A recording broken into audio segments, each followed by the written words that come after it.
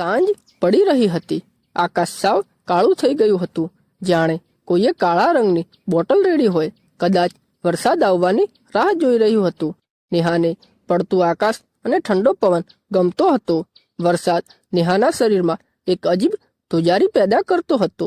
નેહા છેલ્લા અડધા કલાકથી અરીસા સામે બેઠીને રિહર્સલ કરી રહી હતી કે કેવી રીતે ડ્રેસઅપ કરવો। નેહાએ 3 વખત સાડી બદલાવી હતી અને તેને મેકઅપનો ખૂબ જ શોખ હતો। આજે તે મિસિસ ખન્નાની દીકરી નેહાના લગ્નમાં હાજરી આપવા જતી હતી, પરંતુ તે હંમેશા સુંદર દેખાવામાં માંગતી હતી અને સુંદર રહેવા માંગતી હતી, કારણ કે તે કોલેજ સ્ટુડન્ટ જેવી દેખાતી હતી। હવે નેહા તૈયાર થઈ રહી હતી અને રાવણ બનવા જઈ રહી હતી ત્યારે તેની નજર અખબાર પર પડી અને તેમાં સોફેન ચોક વિશેના સમાચાર હતા, જેમાં લખ્યું હતું કે ભગવા ચોક નામના વિસ્તારમાં ઘણી વિચિત્ર ઘટનાઓ બની છે। કેટલીક ઘટનાઓ બની છે લૂંટ, ખૂન, અપહરણ, બળાત્કાર, રાક્ષસી કબજો જેવી અન્ય ઘટનાઓ બની છે। કેટલીક ઘટનાઓ નેહાના મગજમાં ચાલી ગઈ હતી। નેહાનો ચહેરો આ સમાચાર વાંચીને તરત જ નિશ્ચિત થઈ ગયો। તે લોકો દિવસના અજવાળામાં પણ ત્યાં જવાની હિંમત કરતા નથી। તેના ચહેરા પર સહેજ ભય મંડરાઈ રહ્યો હતો। તે થોડીવાર ત્યાં ચૂપચાપ ઊભી રહી, જાણે આ સમાચાર તેના મગજમાં વસી ગયા હોય તેમ। નેહાએ મિસિસ ખન્નાના ફોનથી મૌન તોડ્યું અને વાત કરતી વખતે નેહા ત્યાંથી નીકળી ગઈ અને લગ્નમાં પહોંચવામાં કોઈ સમસ્યાનો સામનો કરવો પડ્યો ન હતો। કારમાંથી ઉતરતા પહેલા નેહાને ફરી એકવાર પોતાના ચહેરાને સુંદર બનાવ્યો। નેહાએ હસતા ચહેરા સાથે આવકારવામાં આવ્યો, પણ કેટલાક ચહેરા એવા હતા જેઓ નેહા તરફ ખરાબ ઈરાદાથી જોતા હતા। એ ચહેરાઓ કોલેજના બદમાશો અને કોલેજના ટ્રસ્ટીના બગડેલા છોકરાઓના હતા। કોલેજવાળા તેમને 5 પાપી કહેતા હતા। છોકરીઓની છેડતી કરવી, છોકરીઓ સાથે ગેરવર્તણૂક કરવી, મારામારીની ઘટના, એ બધું 5થી ઓછા હતા। તેથી જ કોલેજ તેને 5 પાપી કહેતી હતી। નેહા પણ તેની હરકતો સારી રીતે જાણતી હતી, તેથી તેની અવગણના કરીને તેણીએ લગ્નમાં હાજરી આપી, નૃત્ય કર્યું, ખાયું, ગાવું અને ગપસપ કર્યું અને વિદાય વખતે તેને ખ્યાલ પણ નહોતો કે રાતના 11 વાગી ગયા હતા અને તેને ઘરે પહોંચવા માટે હજુ 2 કલાકનું અંતર કાપવાનું હતું। નેહાનો પતિ જતીન કહેતો કે હેલો નેહા, તું ક્યાં છે? નેહા બોલી કે હું લગ્નમાં આવી હતી, પણ ઘણું મોડું થઈ ગયું છે। હવે તમે મિસિસ ખન્નાનો સાથ છોડી રહ્યા છો। નેહાએ વાત પૂરી કરી અને નેહાએ ઝડપથી ખન્નાને બાય મેસેજ કર્યો અને મિસિસ કુમારને શોધવા લાગી। પરંતુ જ્યારે ખબર પડી કે મિસિસ કુમાર ઘરે જવા રવાના થઈ ગયા છે, ત્યારે નેહા વિચારવા લાગે છે કે હવે તે એકલી ઘરે કેવી રીતે જશે। પછી અચાનક જોરદાર વીજળી પડી અને કદાચ થોડો સમય પછી વરસાદ પડવાનો છે। તે કોઈની પરવા કર્યા વિના ત્યાંથી એકલી નીકળી ગઈ, પણ પેલા 5 પાપીઓ નેહાની દરેક હરકતો પર નજર રાખતા હતા। નેહાએ થોડું જ અંતર કાપ્યું હતું। નેહા મનમાં વિચારતી હતી કે વરસાદ શરૂ થયો, તેણે વરસાદ બંધ થવાની રાહ જોવી કે આગળ વધવું। નેહાએ જલ્દી નક્કી કરવાનું હતું કે શું કરવું। તેણે આગળ વધવાનું નક્કી કર્યું। નેહા થોડે આગળ હતી ત્યારે ભારે વરસાદ થયો। નેહાને હંમેશા શહેરને આપનાર વરસાદી છાંટા આજે મોટા થઈ રહ્યા હતા। નેહા એ વરસાદની ઝરમર તોડીને આગળ વધી રહી હતી। નેહાનો આગળ વધવાનો નિર્ણય સાચો હતો, કારણ કે વરસાદ બંધ થઈ ગયો હતો।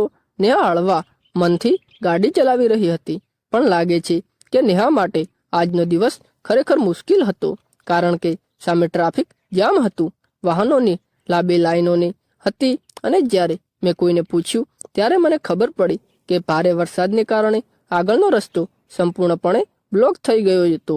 જ્યાં સુધી રસ્તો સાફ નહીં થાય ત્યાં સુધી ટ્રાફિક જામ રહેશે અને રોડ ક્લિયર થતાં સવાર પણ લાગી શકે છે। સવારનું નામ સાંભળતા જ નેહાના શ્વાસ ઊંડા ગયા। ત્યારે જ નેહાએ જોયું કે કેટલાક વાહનો પાકા રસ્તા તરફ જાય છે। ભાઈ, આ કાચો રસ્તો ક્યાં જાય છે? કોઈએ કહ્યું કે આ કાચો રસ્તો બહેન શહેર તરફ જાય છે। નેહા ફરી વિચારવા લાગી કે રસ્તો ખુલવાની રાહ જોવી જોઈએ કે કાચા રસ્તા પરથી જાઉં. તેણે વિચાર્યું કે રસ્તો સાફ થવા માટે તે ક્યાં સુધી એકલી રાહ જોશે. તે કાચા રસ્તા તરફ જવા વાહનની સાથે ડ્રાઈવ કરીને શહેરમાં પણ જઈ શકે છે. આથી એણે પેલા કાચા રસ્તા પરથી ઘરે જવાનું નક્કી કર્યું. નેહા આગળ વધી રહી હતી, પરંતુ ડર હજી પણ તેના માથા પર મંડરાતો હતો, કારણ કે તે આગળ જતા વાહનોની મદદથી આગળ વધી રહી હતી, જાણે કોઈ દીવાના પ્રકાશ સાથે અંધકારમાં પ્રસાર થઈ રહ્યું હતું. તેમ આગળ જતા વાહનોની ગતિ વધી જાય છે. તે નેહાના તમામ કાર્યો કરતા આગળ વધે છે, ખૂબ જ વધે છે, જેથી તે તમામ હેડલાઇટોની મદદથી જોઈ શકાય. નેહા તેમના સુધી પહોંચવા માટે તેની કારની સ્પીડ પણ વધારી દે છે, પરંતુ કાર અચાનક બંધ થઈ જાય છે. કાર ઊભી થતાં જ નેહા ઉત્સાહિત થઈ ગઈ. તે ત્યાં એકલી હતી. આગળ અને પાછળ કોઈ ન હતું. આગળ વધી રહેલા રક્ષકો એક પછી એક નજરોથી અદૃશ્ય થઈ રહ્યા હતા.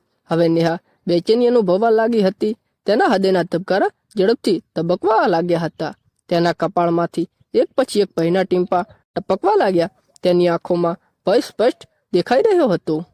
તે ગભરાઈ ગઈ અને ખૂબ જ જોરથી તેને ફોન કાઢી લીધો અને જતીનનો નંબર ડાયલ કરવા લાગી, પરંતુ ત્યાં કોઈ મોબાઈલ કનેક્શન ન હતું. તે એટલી ડરી ગઈ હતી કે કારમાંથી બહાર નીકળવાનું પણ ઈચ્છતી ન હતી.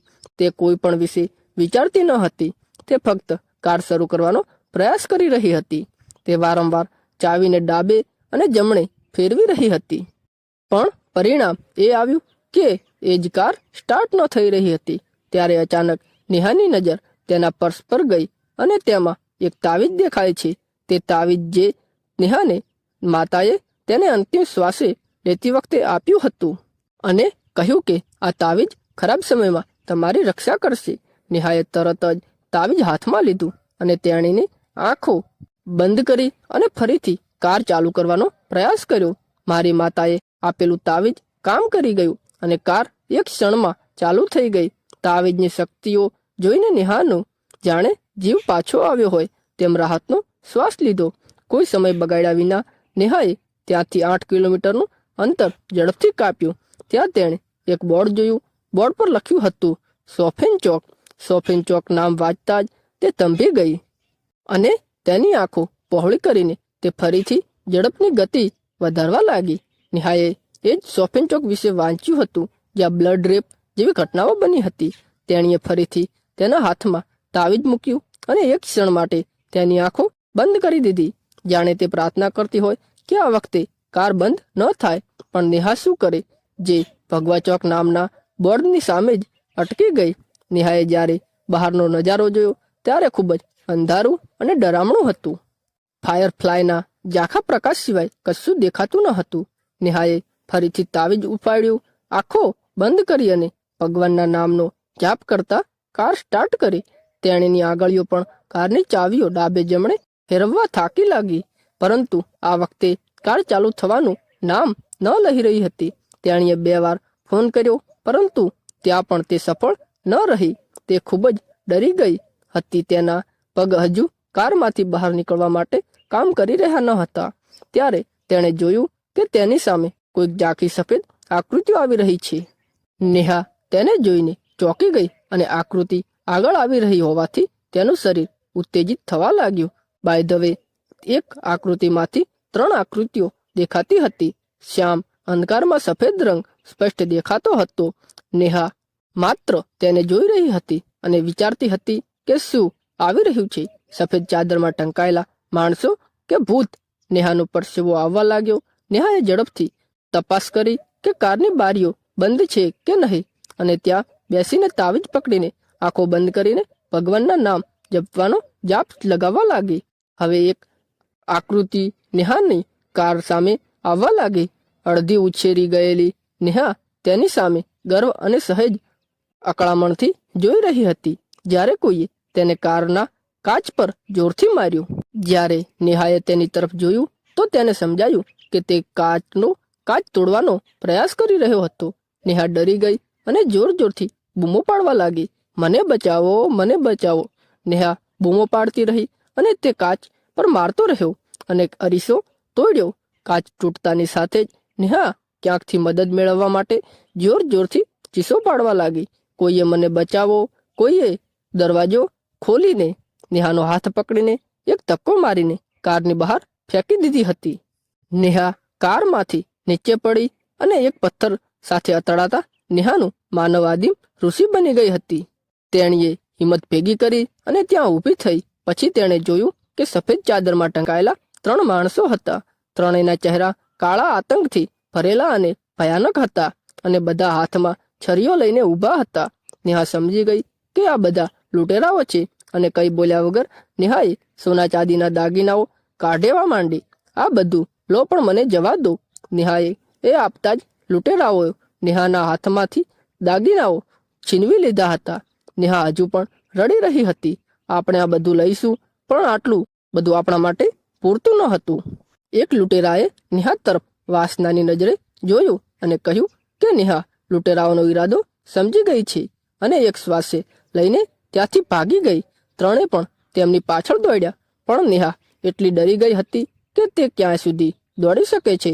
ત્રણેય જણાએ આખરે નેહાને પકડીને તેને બચાવો. નેહાએ પૂરતી તાકાતથી બૂમ પાડે તો તે બોલ્યા, તને બચાવવા અહીં કોઈ નહીં આવે. બૂમો પાડો, તમે ઈચ્છો તેટલી બૂમો પાડો. એક લૂંટેરાએ હસીને કહ્યું. પછી એક લૂંટેરા પર પાછળથી જોરદાર હુમલો થયો. એ લૂંટેરો બેભાન થઈ ગયો અને નેહાનું આશાનું કિરણ દેખાણું. તે 2 લૂંટેરાઓ પણ પાછળ જોવા લાગ્યા. નેહાએ પણ તેની તરફ જોયું કે જ્યાંથી હુમલો થયો હતો ત્યાં કોલેજના 5 વિદ્યાર્થીઓ હતા, જેમને કોલેજ 5 પાપી કહેતી હતી. તે 5 વિદ્યાર્થીઓ બાળકો બંને લૂંટેરાઓ પર ટાટક્યા અને તેમને માર મારીને બેભાન કરી દીધા. નેહા સમી આંખોમાં આંસુ સાથે બસ જોઈ રહી હતી અને તે વિચારી રહી હતી કે જે 5 પાપીઓ જેમને તે ખરાબ અને ખોટા માનતી હતી તે જ આજે નેહાને દુષ્ટ હાથોમાંથી બચાવી રહ્યા છે. મેડમ, અમે ખરાબ છીએ, પણ અમે બધાને માન આપીએ છીએ. તમે કોઈ ચિંતા કર્યા વગર જાઓ. આ બંટી તમને સુરક્ષિત ઘરે મૂકી જશે અને અમે આ લૂંટેરાઓને પોલીસને સોંપી દઈશું. આ લોકો એ ભૂતના નામે ઘણી લૂંટ મચાવી છે. હવે પોલીસ તેમની પાસે આવશે. માયાક્રમ. પછી નેહાએ કહ્યું, મને માફ કરો, હું તમને ગેરસમજ કરી રહી છું. પણ આનાથી આગળ નેહાએ મોંનું એક શબ્દ પણ ન નીકાળી શકી. તેની આંખોમાંથી માત્ર આંસુ આવી રહ્યા હતા. જેવી બધી વાતો કહેવા ત્યાં નેહા સલામત રીતે ઘરે પહોંચી ગઈ. તો મિત્રો, તમને આજનો વિડીયો કેવો લાગ્યો? જો તમને વિડીયો પસંદ આવ્યો હોય તો વિડીયોને લાઈક કરો અને ચેનલને સબસ્ક્રાઈબ કરો. ધન્યવાદ મિત્રો. સાંજ પડી